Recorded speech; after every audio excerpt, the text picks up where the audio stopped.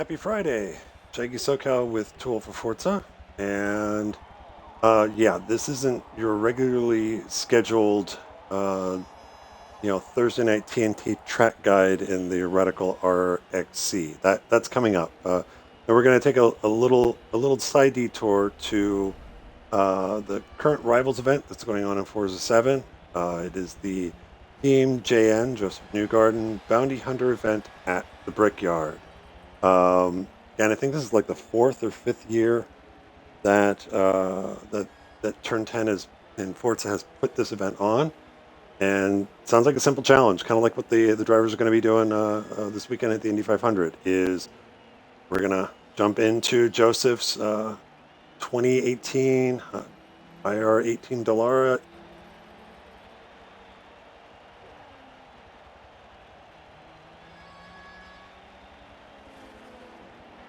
Thursday night track guides. Going to kind of do something similar for this Rivals event. Just going to take you around the track, kind of how I approach it, what I'm looking for, because there are things you can look at other rivals and watch their lap. You can watch their turn in like that. But what I'm hoping to do here is to kind of show you what I'm looking at, or the things that I look for, and how I'm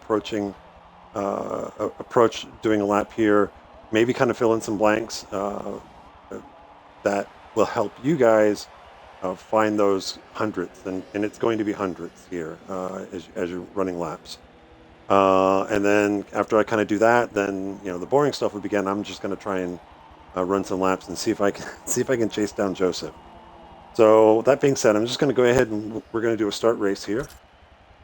And at least for this first, I'm not going to go all out on this. And actually, reset something here before we. Okay, yep, everything's hooked up. And let's change it. No, I don't like that's what I like. Okay, that. Sorry, I have to make a last minute adjustment to the wheel. There we go. Okay, so we're going here nice and easy. So heading down into turn one. Again, you're going to be essentially going flat out around Indy. So it really is going to be how smooth are you with your steering inputs getting into the corners, and you don't want to steer too much and scrub so much speed that you lose scrub so much speed that you lose speed. Yes, that makes a lot of sense. But you get the drift here. So I'm stopping here because a lot of getting a good lap here is really being able to look as far ahead as possible and spot apexes and turn in. So coming down the front straightaway, I'm trying to. I'm gonna point with my fingers towards the screen. You can't see what's going on, but if you look at the pit wall, you can kind of see how the pit wall is lower. Then you have looks like some temporary barriers that are a little bit higher, and then just past that, it kind of lowers back down, and you see the pit. You see the original height of the pit wall. Well, just above that, you kind of see you just barely see the curbing for the inside of turn one. I'm trying to spot that as early as possible. The sooner I can spot that and kind of get that spatially aware of how quickly I'm coming up to it, then I can start doing what I need to do with the wheel to start to get the car turned in for the corner. When I'm up to speed, what you'll probably see me do, depending on how close I am to the wall or not, if I'm close to the outside wall, I might just barely start turning the wheel in to start loading the car up to get into the corner. If I'm a little too far off the wall, I might actually bring it to the right slightly before turning in. But it's all about just barely starting to turn that wheel as you're heading into one. Oops, first gear. I'll just start turning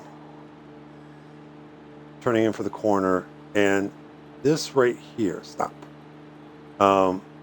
Right here, the course condition light that's just barely out of frame up at the upper right. And as far as also this Armco steel barrier here heading into one before the safer barrier starts, that's kind of what I'm looking for as far as the commitment for turn in.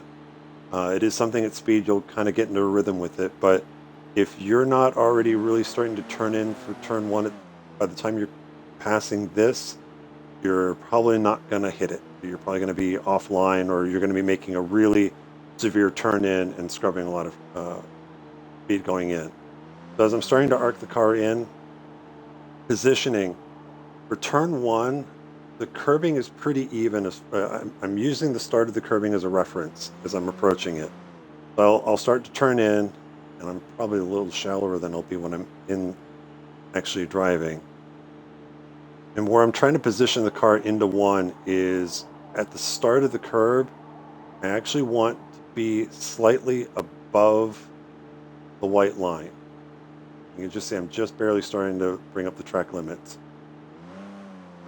As I'm going into one, kind of like what you're seeing if you've been watching practice or qualifying, I am going to bring the car down and try to just get over the white line here. I can probably get away with getting on the curbing, the white curbing here, but I really don't want to cross over it. Nice smooth steering, bring it down there. I'll probably keep the car down below the white line a little longer than past the apex, but then start to bring the car back up and out to about mid-track, about midpoint, maybe a little above. This is a difference than what you're going to see in real life, where a lot of the drivers are bringing the car pretty much almost all the way up to the wall. They're trying to minimize the amount of tire scrub with the front tires, trying to maintain that momentum and open the turn in up for turn two. We don't have that. We don't have those issues. I think we've got a lot more grip. We don't scrub as much speed through the corner, so we can afford to take a shallower exit and take a shallower entry into two, and not have to worry about scrubbing speed. And again, if you're going through the Rivals event, you're chasing a ghost, yeah, go all the way up to the wall and just see how much distance the ghost you're chasing gets on you as they go through two. As soon as you're pretty much out of one and you've kind of got the car set and you're ready to start turning in for two, I don't have a particular turn-in point, but what I'm aiming for is I'm trying to find, much like in turn one, where I kind of want to find where the curbing would start for two. Turn two is a little different because the infield road course rejoins the oval in the short chute, kind of at turn two, where the curbing would normally start if that road course wasn't there. It's not there at all. The curbing for turn two is much shorter. It starts much later in the corner. So you got to kind of find an equivalent spot to kind of get your focus on and kind of set as an aiming point as you arc the car in for turn two. So you can just barely see it, and I'm going to just start inching up towards it. You just barely see the line of cones that are on completely on the inside of the track. Usually where the cone that's closest to the inside white line, I just kind of draw an imaginary point out to the outer white line, and that's about where I'm estimating where that turn two curbing would start if we didn't have the infield road course. So it'll be the same thing. I'll start arcing the car down.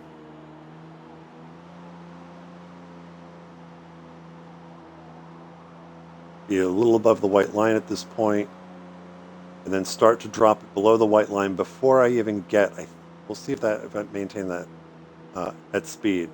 But again, want to get it down below the white line, maybe a little on the curb. And then I'm going to kind of hug the curbing and then let it kind of point me out towards the exit. And I'll start to unwind the wheel. Again, still full throttle. For exit, I'm looking at the course condition light, and I'll tell you when I pass it, where I want the car out as close to the wall as I dare, give myself a little wiggle room, but I want the car pointed straight. Somewhere between, I don't know if I can, nope, I don't have the look back. Whoops. There we go. So you can see where the safer barrier rejoins the regular outside wall.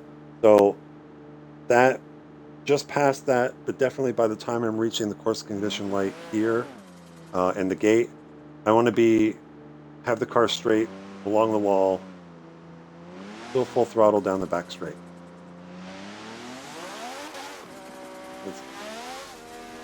Now, unlike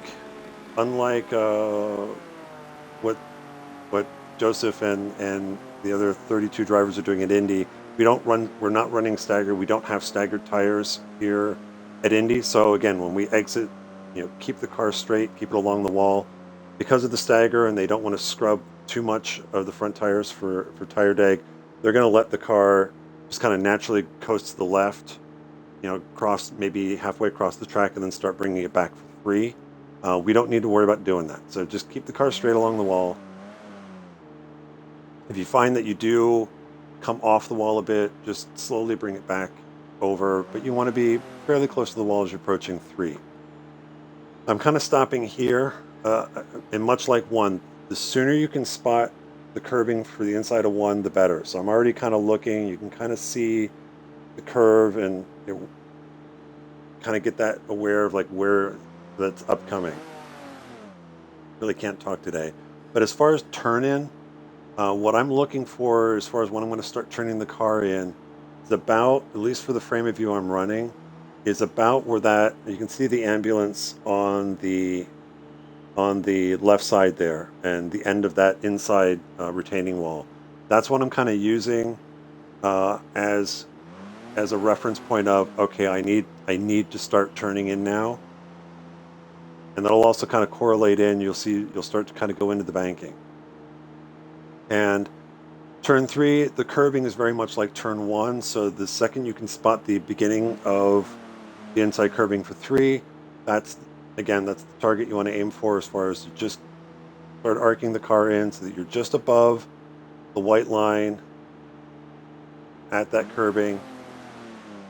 And then you can start to drop it below the white line as the apex 3. And I'm doing it horribly at slow speed. And bring the car back out. Now I'm trying to avoid, and I'm going to talk about what's on the inside of 3 here in a second. But again, bring the car back out to about mid-track. Now, I can understand why they did it, but at least as far as the video game, but I wish those cones weren't there. I know as you're starting to get below the white line, don't be surprised if you do start killing a couple of those cones and sending them flying. Hopefully you don't hit them so hard that it unsettles the car. I really wish those cones weren't there. I know it was probably put there to discourage people from, cutting the course and using the warm-up lane. But yeah, for this kind of challenge, they get kind of annoying. Again, bring the car back out. Again, probably about half track. I think sometimes my habit is I tend to bring the car out a little bit wider and in the short shoot prepping for 4 than I do for 2. But again, second you got the car out of 3 and you're heading towards 4, spot the beginning of that inside curbing as soon as you can. Start to arc the car. The Armco gate here on the right side is the point of no return. You better already be starting to turn the car, but that's the commitment point where you're really going to start to put some steering in.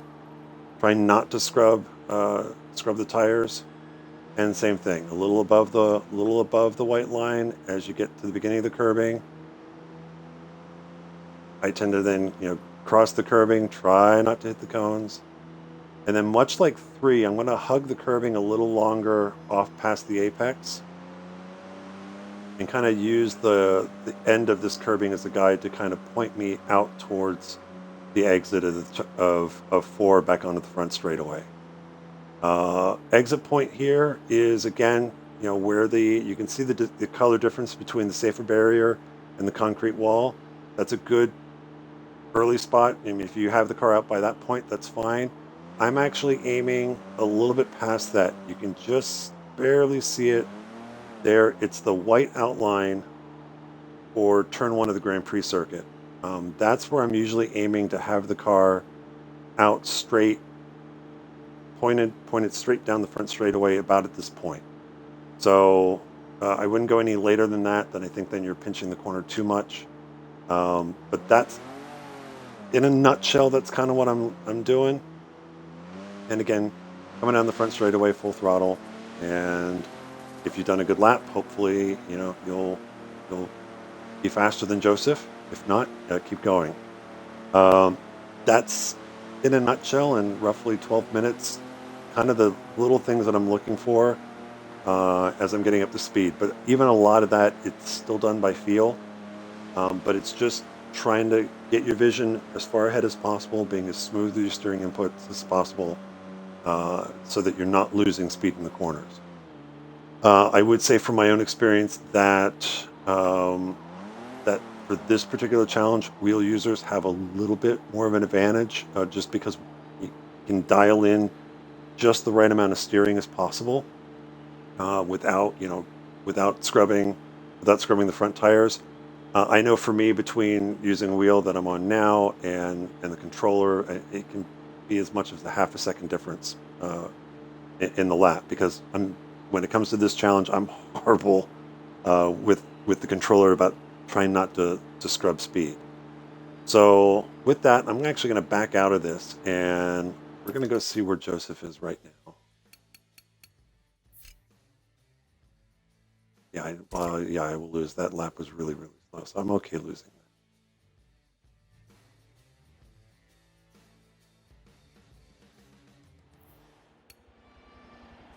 that. That's it.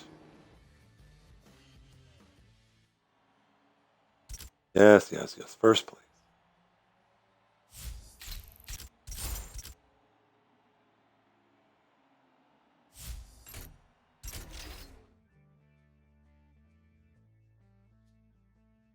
What I'm going to do is we're going to pull up his time and then actually just watch his initial lap. I'm pretty sure he'll go faster, but see what he's got. Loading. Okay. Leaderboards.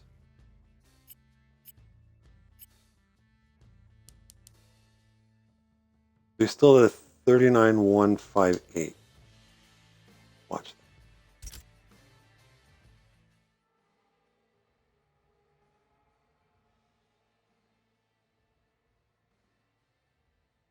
that.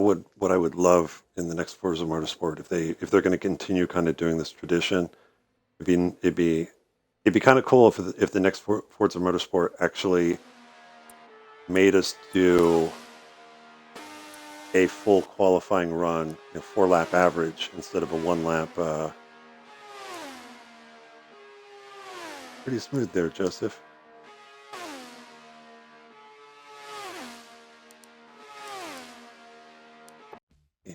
There we go.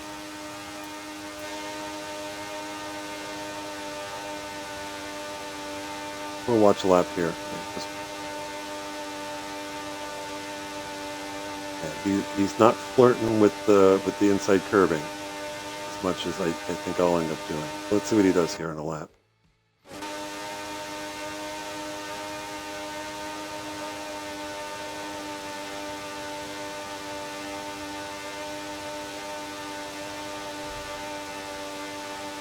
Very nice through two.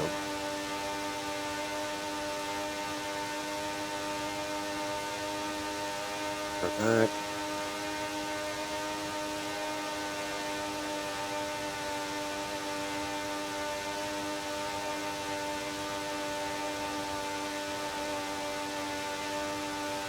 Not a bad lap from Joseph. 39.1.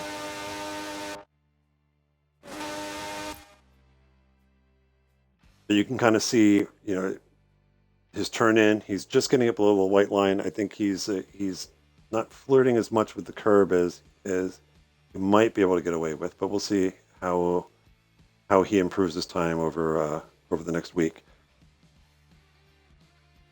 But what we will do is we'll set him as a rival and back in and see what I can do.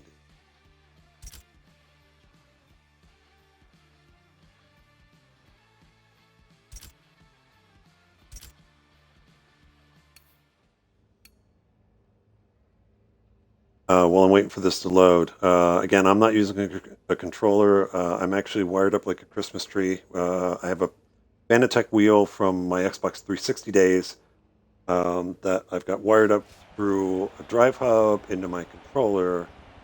Then I've got a second controller wired up with the headset so that I can do the streaming. And for this challenge, I do, as far as the wheel configuration, I'll set the steering to 900 degrees. I'll go kind of extreme on that one because I ultimately I want to find a control over how much steering I'm putting into the front tires as possible.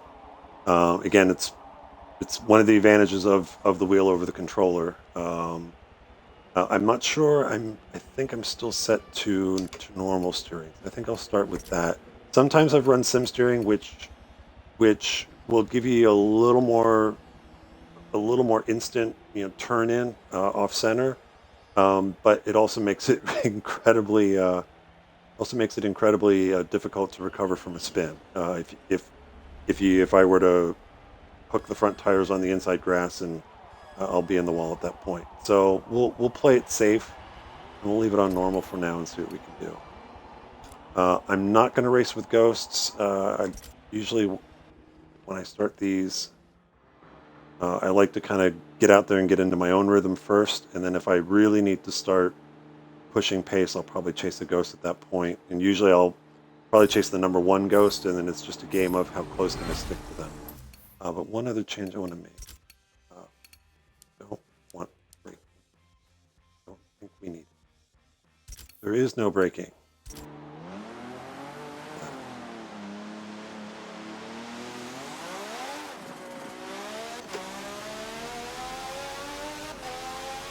And again, it's going to take me a few laps to kind of remember how to do all of this.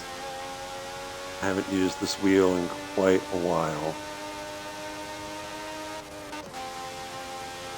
And to quote Uncle Bobby, it's like a flywheel. It's going to take a few laps to kind of get the momentum up.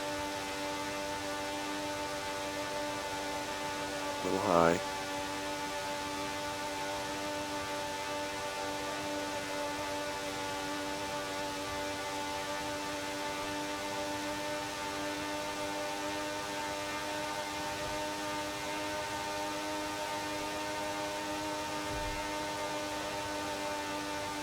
Early.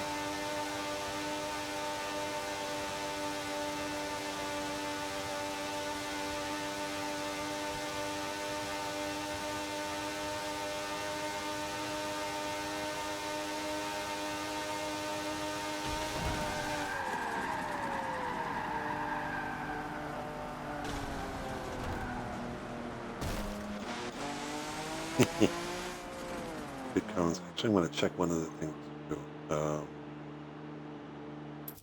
I'm going into my wheel settings here.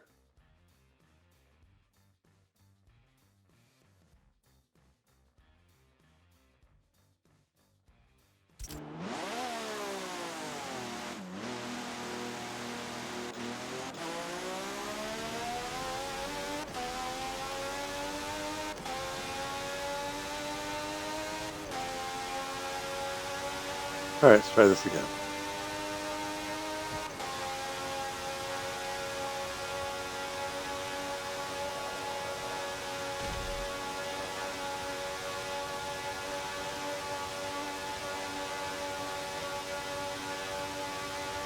Yeah, I think I had the force feedback a little low. I wasn't really getting any weight on the wheel as I got into the corner.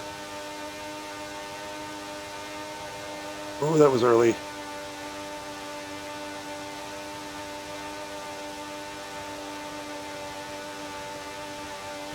Whoop.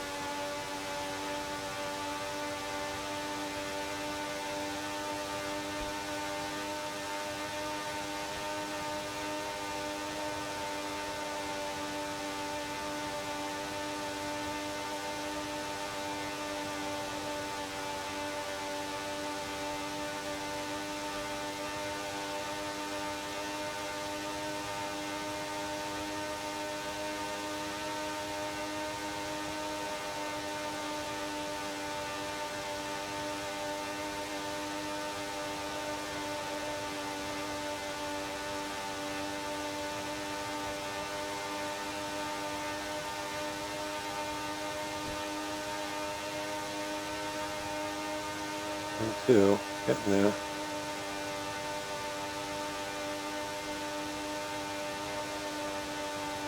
Wide there. And then a little too late.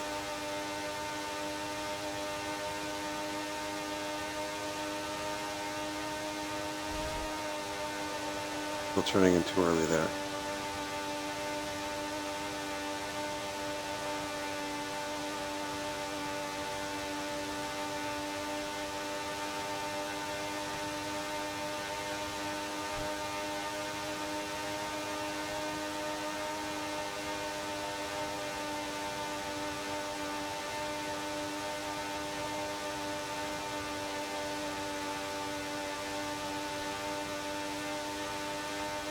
So at this point, again, it's just about running laps and getting into rhythm.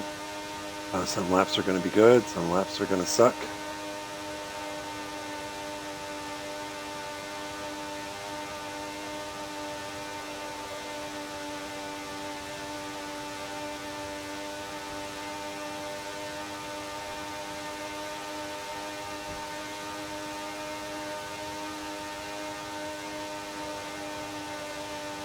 I think I got him by 5 thousandths.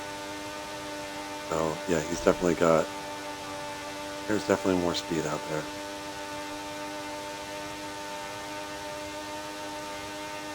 Sure, if I've got a few more laps to see get any higher on the leaderboard.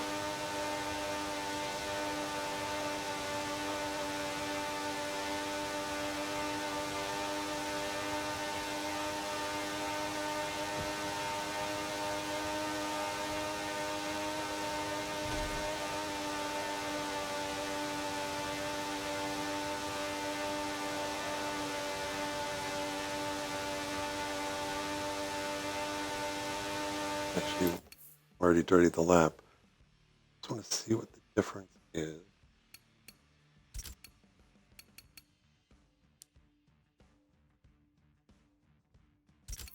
This could work, or this could be really scary.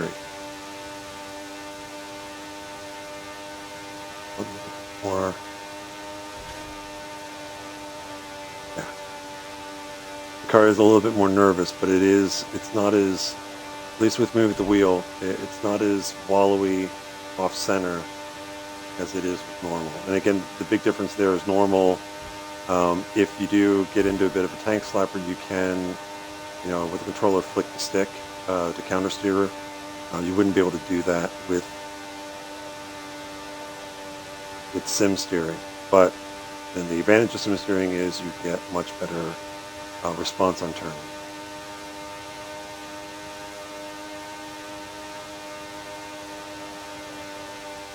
Turning in a little too early there.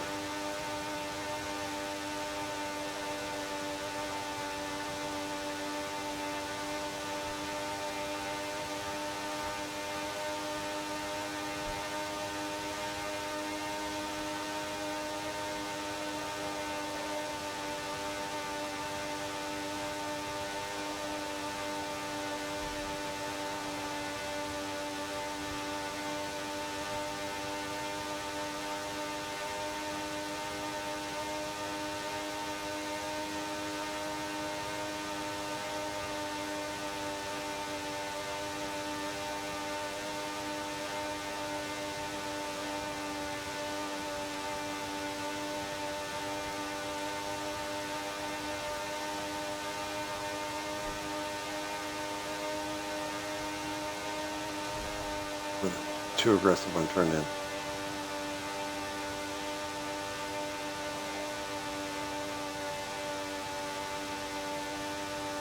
I think the amazing thing too is when these guys are actually qualifying, they're not only trying to do, the basics, put down, steer the car, they're dealing with tire drag, they're adjusting weight jackers and roll bars, they're dealing with wind gusts, and then just the physical G-force and the weight of the wheel.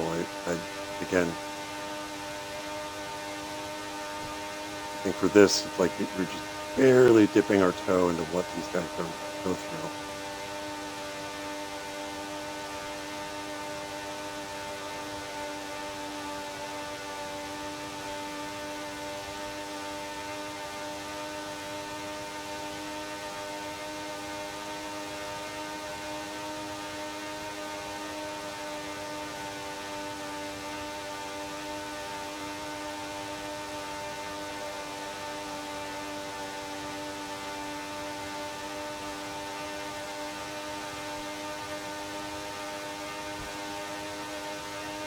up the north.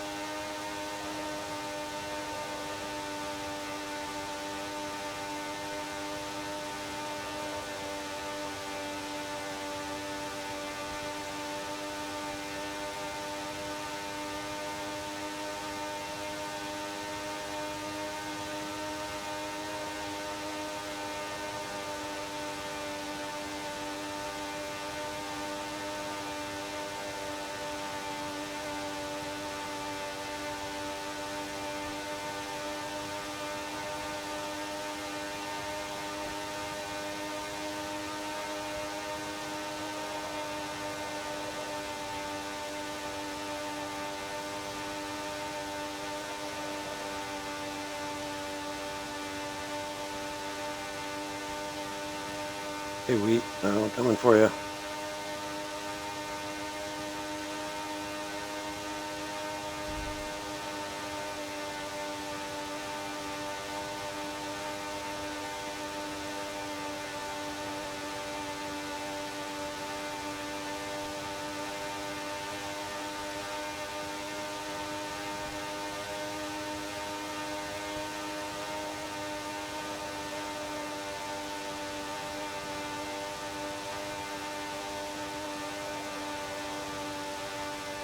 That was a little too shallow there.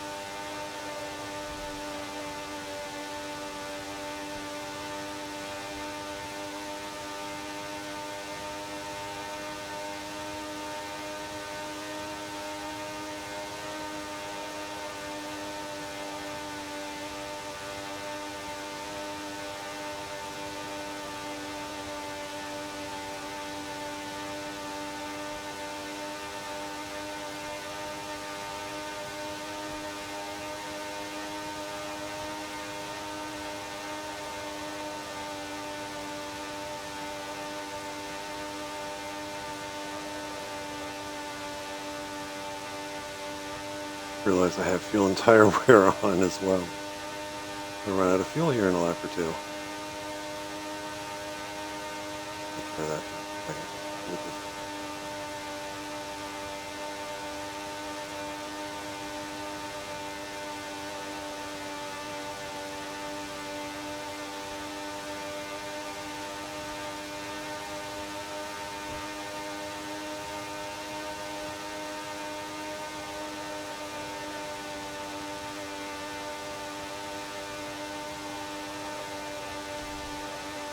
Alright, as I've dirtied it, go ahead and the thing we don't have to worry about is tire deg.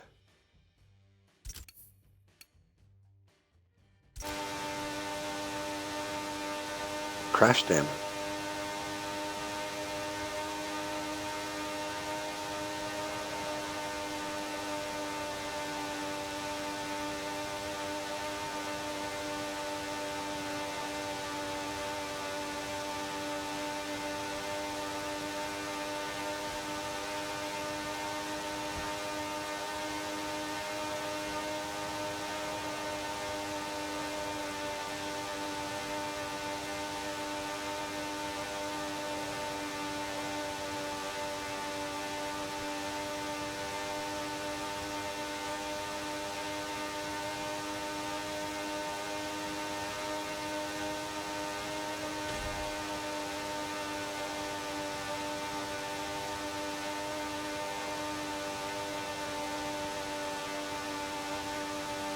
I think I'm still turning in too early for 3.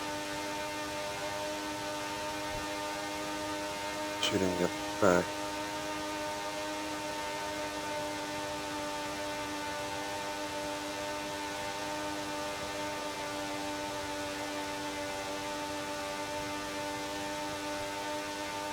I think the cool thing I like about this event is just how close all of the times are, where it's thousands that are going to decide where ultimately you finish on the leaderboard.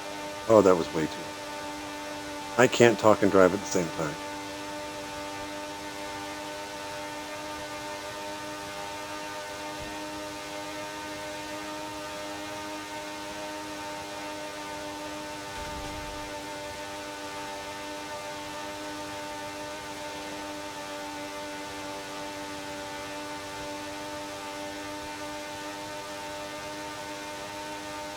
Nice thing is that 40-second laps crank out a lot of laps in a short amount of time.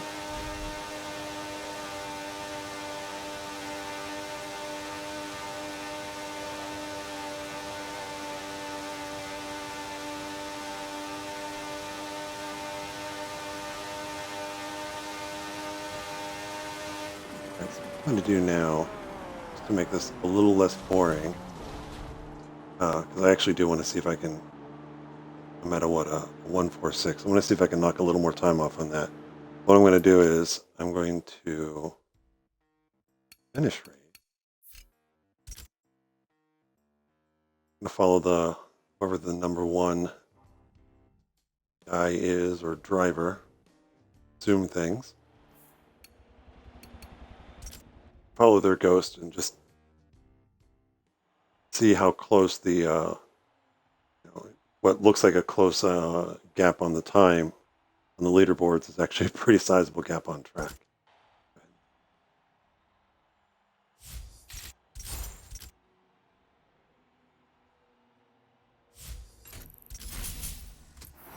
I don't need another. Okay. So actually, exit out and back in. Sorry.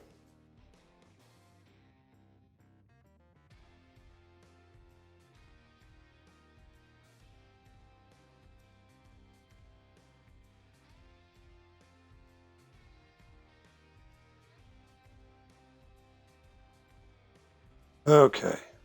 So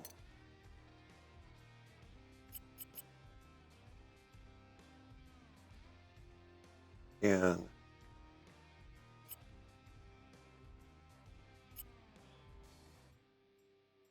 America. But oh.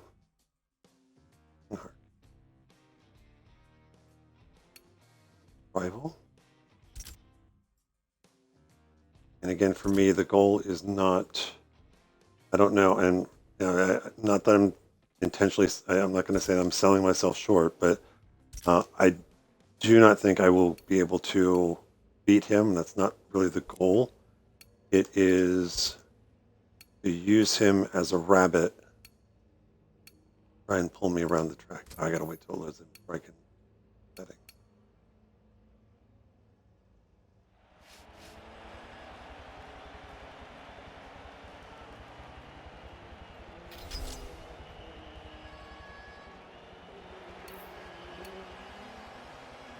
Okay, so set up.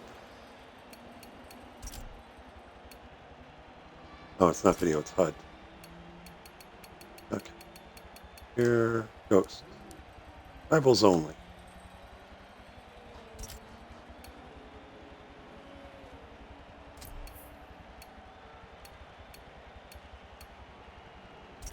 Go ahead and start race.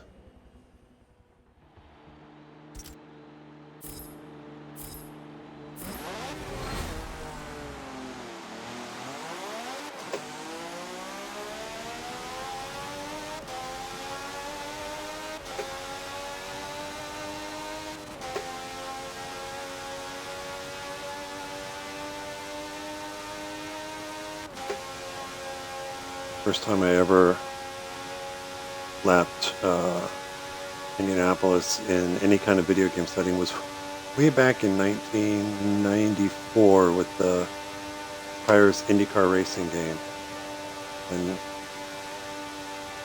played even a crap ton more of IndyCar racing too. I love that game.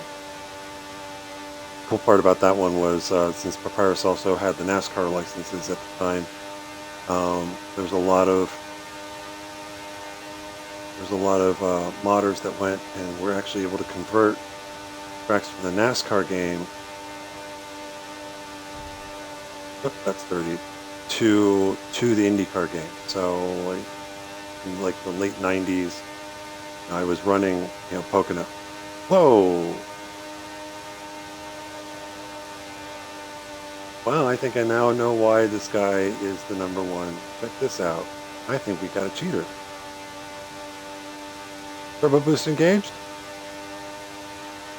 Well, that's how he did it. Well,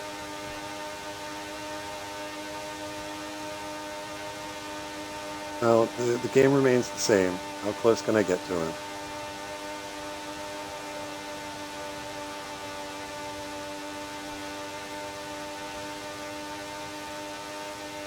Turbo boost.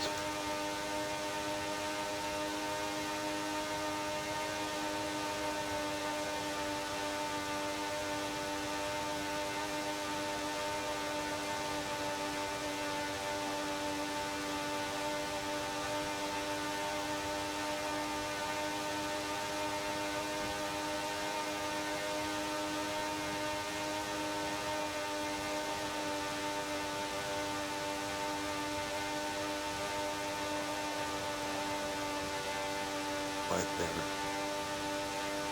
This is actually going to get distracted, so let's just go ahead and... This is not my intention, though. Oh, now we know how he got under 39 seconds.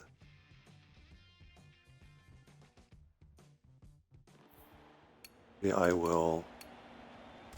Fortunately, I got to completely back out and then go back in, but we'll find someone a little slower and less cheaty, and see if I can actually have a rabbit to chase.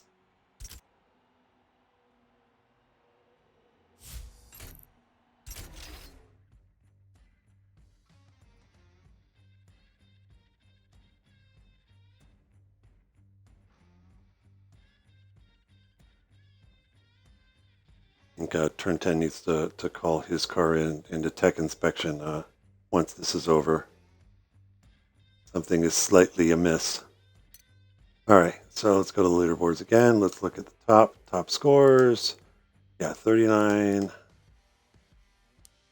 O's. I think those probably, well, we'll take a chance and say that 39 O.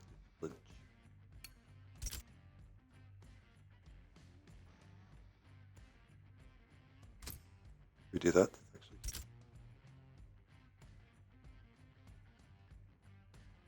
Yeah, we'll just go ahead.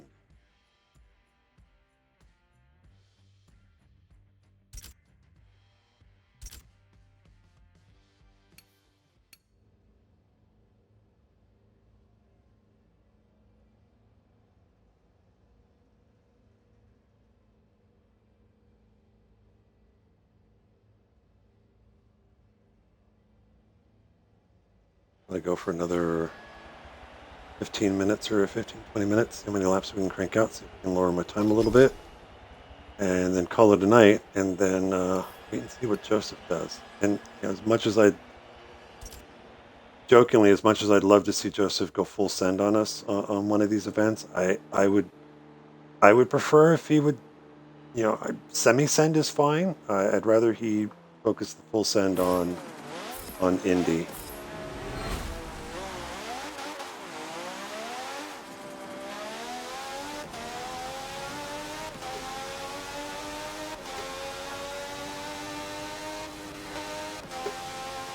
Because at least for the 500, as far as I have a short list of drivers that I would love to see win the 500 this year, and really, it's as far as the top spot, it is a tie between Joseph and Connor.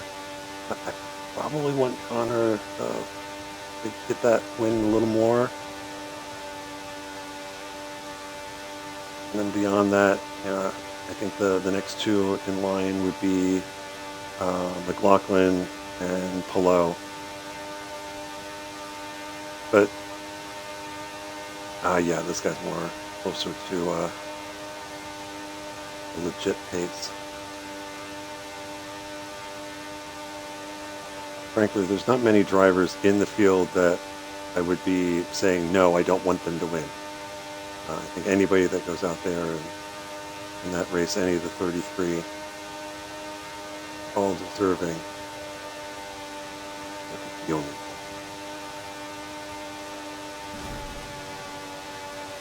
Ooh, that's interesting. He takes a much higher line in and a late apex out. This is what it looked like to me. Oh yeah, man, it's like a flywheel. You know the lap to catch it. Lap's going to be behind regardless. But you're getting forward.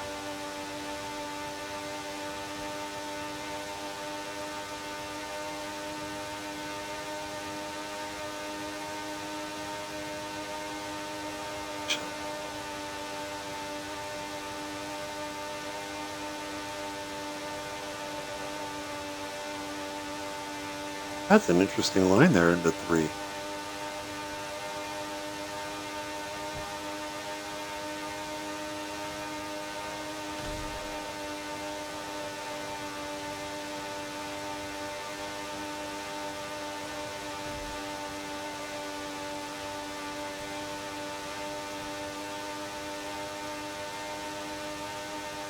On. He's practically mid-track as he's entering.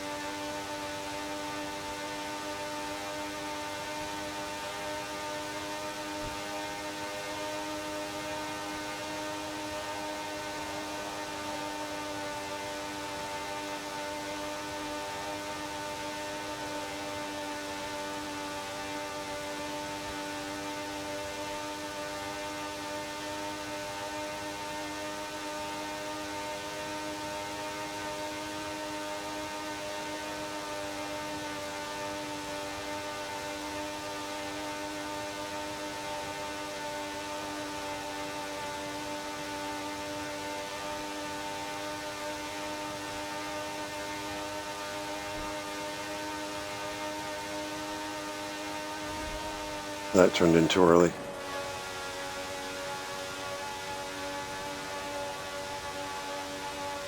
What I'm finding interesting here is, we're coming out even. I've got my foot planted, but yet it just seems to pull out just that little bit down the backstretch.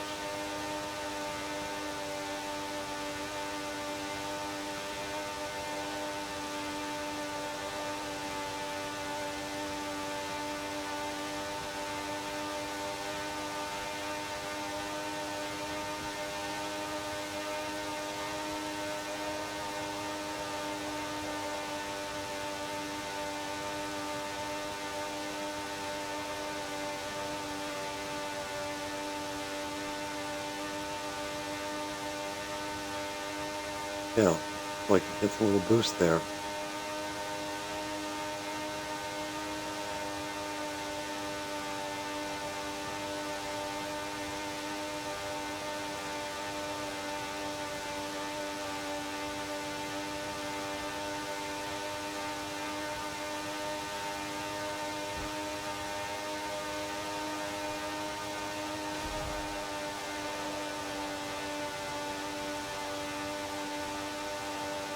Bad by me.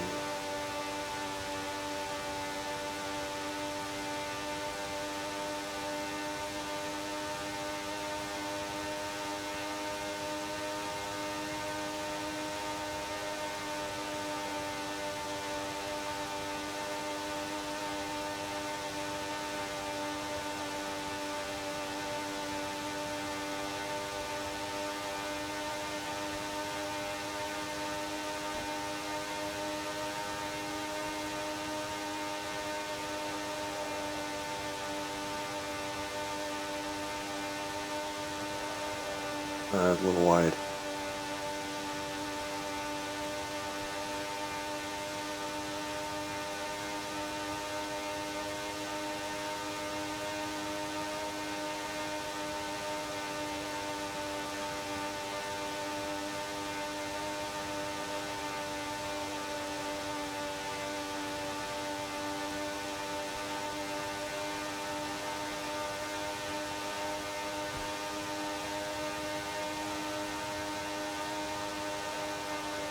That was way too early on turn in. You can see how much he's ahead of me now.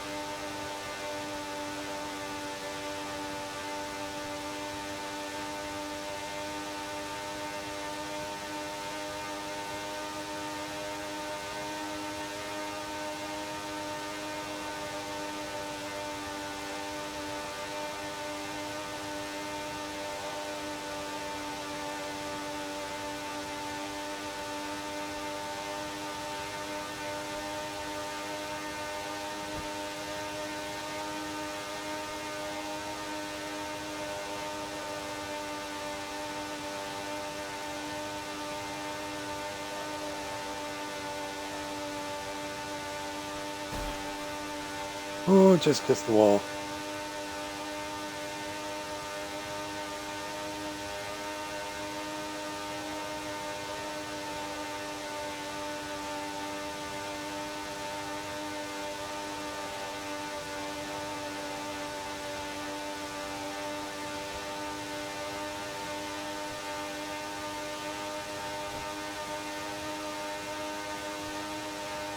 Kiss on the wall probably cost me the lap.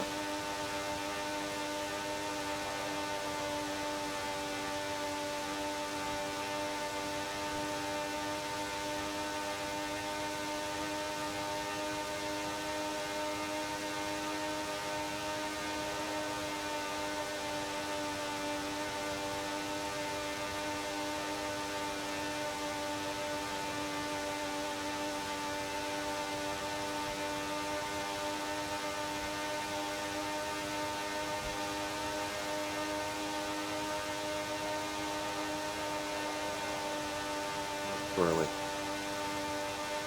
You can kind of see how you crank a lot of laps off, but like for me, it's like I kind of get into a rhythm and crank off a couple fast ones, and then I lose the pace, and then it takes me a bit to kind of work my way back.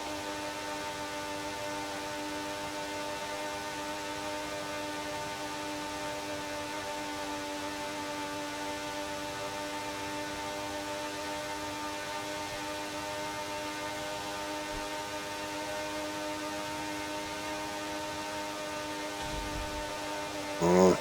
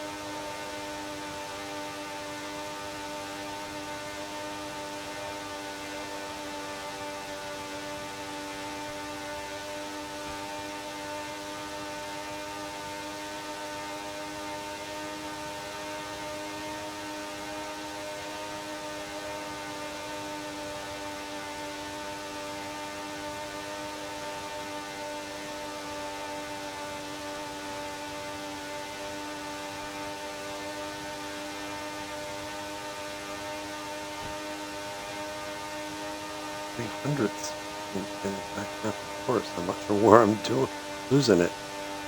I'm definitely losing it this lap.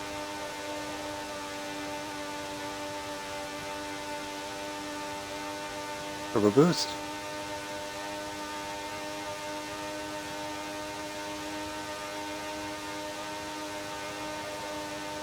And again, I'm not really worried about his lap or what he's doing. I just need somebody in front of me to kind of help get me to push a bit.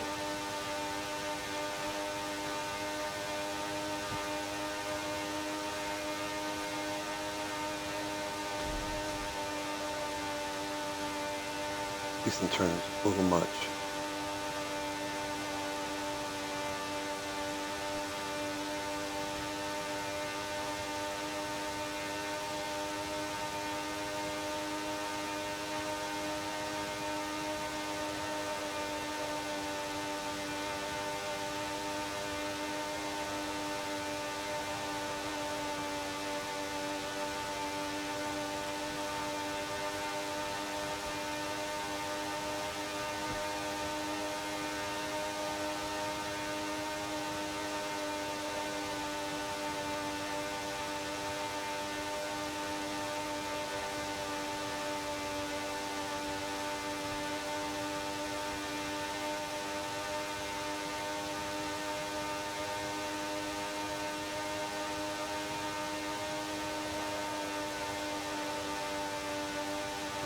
Speed there.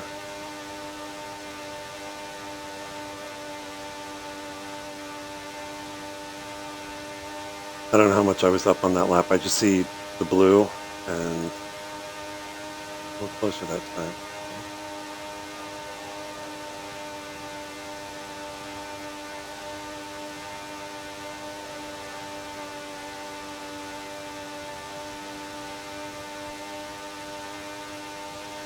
I'll be down.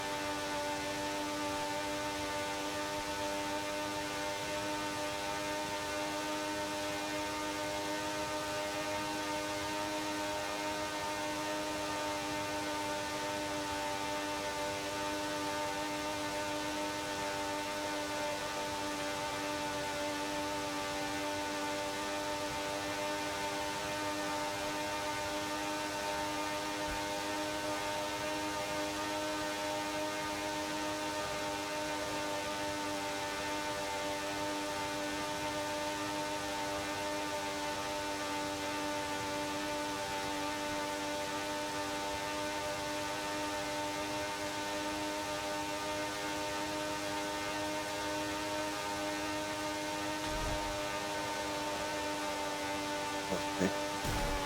Oh, that cost me too. Oh, hang on. Rewind that a little bit.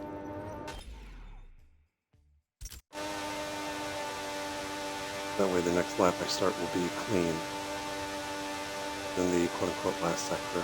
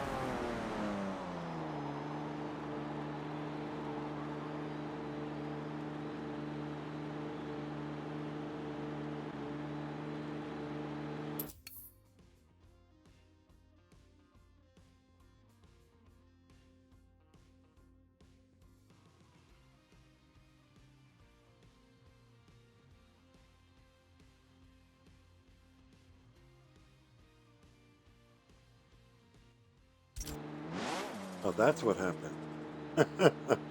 All right, so remember how I said I was wired up like a Christmas tree? The controller that I have the headset running through decided that since I wasn't using it, it decided to shut down. And all of a sudden I lost all sound and mic and like that. So that's why I didn't talk the last couple of that laps there and was all over the place. So I think I'm going to stop there. I think when I got that 39127, I think that's a good place to stop, at least for this initial run. Let's go ahead and finish.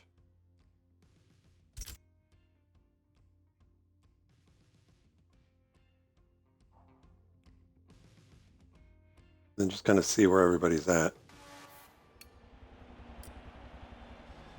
Get to the leaderboard. Okay, well, okay, I'm 10th in the Americas. That's pretty good. Still behind Dartman Dan, but that's okay. Barely. 6,000ths. Going to top scores, 14th in the world. I don't think that's going to hold. I think I will probably, as this event goes on, I think I'm going to slowly be pushed down the order a little bit. On the friends list, that's near me. I know where I'm at there. But yeah, Dartman's the only one ahead of me. Yeah, I'm ahead of Wheat by 4,000. Again, all these times are going to be really, really close.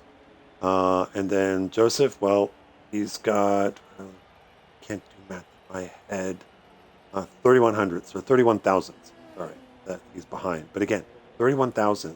And that's making the difference between what I'm in 14th and Joseph is down in 29th. So, 31 thousandths, it makes a difference of, 15 grid position.